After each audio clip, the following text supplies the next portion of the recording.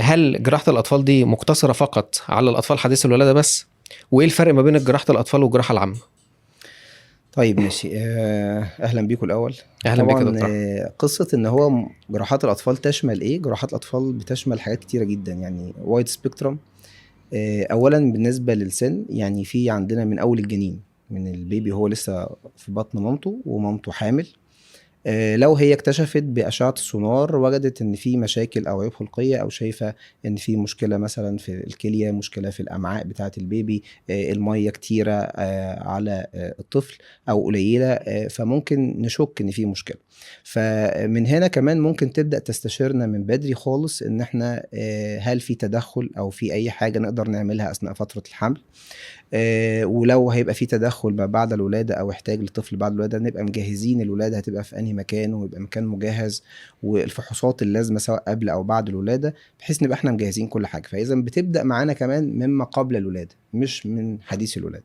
تمام. تشمل بقى كمان الاعمار الصغيره حديث الولاده لحد سن 18 سنه. مش تمام. بس زي ما ناس كتير معتقده ان الاطفال ده مثلا، لا، الطفل بقى خلاص 10 سنين او 12 سنه ده بقى شاب كبير بقى يعامل معامله الكبار في الجراحات. لا، بيتم تعامله على حسب السن بتاعه لحد ما يبلغ. بعد سن ال 18 سنه ساعتها نبدا نقول بقى خلاص بقى شخص بالغ، ونبدا نتعامل معاه زي الكبار. تمام. السؤال التاني طبعا بالنسبة لقصة الفرق، طبعا ده سؤال صعب بالظبط، احنا جدا كلنا يعني يعني. واخدين بالنا ان هو جراحة.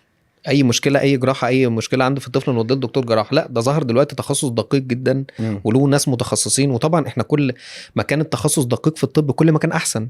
كل أكيد ما طبعا. الدكتور متخصص في الحتة دي فهيدينا نتيجة احسن، خلاف الدكتور اللي بيعمل جراحات عامة في كل الجسم او لكل الاعمار، فالخبرة هتبقى قليلة في الجزء بتاع الاطفال.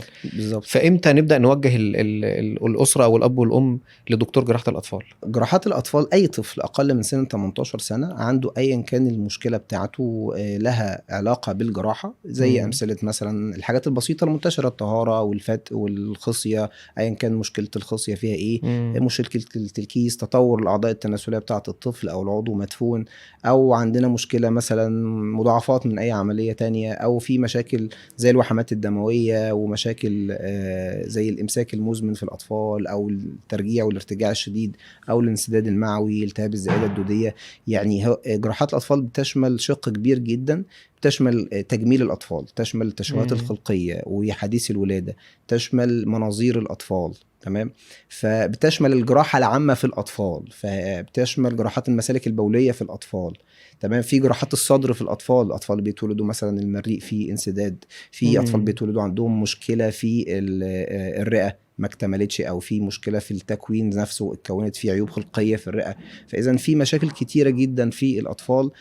كل ده عشان نقدر نحصرها مع تخصص الجراحه العامه ما كانش ينفع.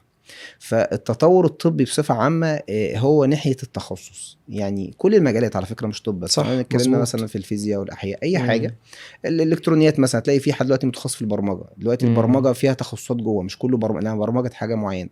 صح. كذلك برضو الطب، يعني هو كان بدأ كده إيه، إن في الحكيم. الحكيم مم. ده اللي هو بيشوف المشكلة إيه، يعني هو عنده الحكمة. تمام. طبعا طورنا دلوقتي بقى مقدم خدمة طبية، انما هو اه. للاسف لا، هو حكيم فعلا. صح. وهو اللي مسؤول عن انه يعرف ايه المشكلة بالظبط، ويبدأ مم. يشخصها، وكمان يبدأ يحط طريقة يعالجها. العلاج. اه. بالظبط. فلما تعددت المشاكل وتطور العلم، لا، بدأ ما ينفعش يبقى حكيم بس في التخصص بيعمل بطنة ويعمل جراحة، لا، مم. بقى البطنة لوحده والجراحة لوحده. مع التطور برضو البطنة لا، ما عادش ينفع ان هو في تقدم في العلم، في مشاكل مختلفة، في مم. فروقات ده بسيطة، واخد كل اجزاء حاجة لا. معينة في البطن بس. بالظبط. فدلوقتي مم. في حاجه اسمها كلى في البطن، يعني دكتور كلى بس، دكتور مم. صدر بس، دكتور جهاز هضمي بس. تمام. مم. فكذلك الجراحه بدات تتطور في جراحات الدقيقه، يعني بقى في حاجه اسمها عندنا الجراحات مثلا الاوعيه، مم. في حد متخصص في جراحه الايدين بس، يعني تمام، في جراحه مم. الوجه والفكين. فبقى في تخصص من ضمن التخصصات دي، بقى في حاجه اسمها جراحات الاطفال. مم. جراحات الأطفال هي مش حاجة جديدة، بالعكس هي موجودة بقالها فترة.